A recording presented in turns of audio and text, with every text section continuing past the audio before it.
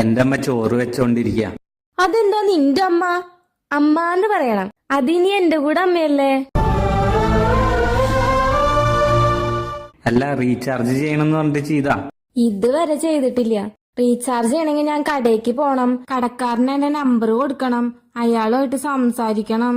ഇപ്പൊ നമ്മള് ലവ് ചെയ്യാൻ ആരംഭിച്ചില്ലേ, അതുകൊണ്ട് ഞാൻ സംസാരിക്കണ ഒരേ ഒരു ആൺകുട്ടി നീ മാത്രമായിരിക്കും. അതുകൊണ്ട് ഇനി 1 വർഷത്തേക്കുള്ള റീചാർജ് പ്ലാൻ നീ എനിക്ക് ചെയ്തു തരണേ.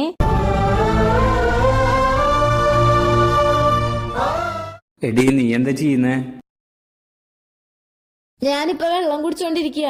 അയ്യോ, നോക്കി കുടിക്ക്, ഇല്ലെങ്കിൽ ശിരസി കയറും. ഇത്ര കയറിങ്ങായ ബോയ് ഫ്രണ്ടാ? ശരിടി, അമ്മ വിളിക്കുന്നുണ്ട്, ഞാൻ പോവാ.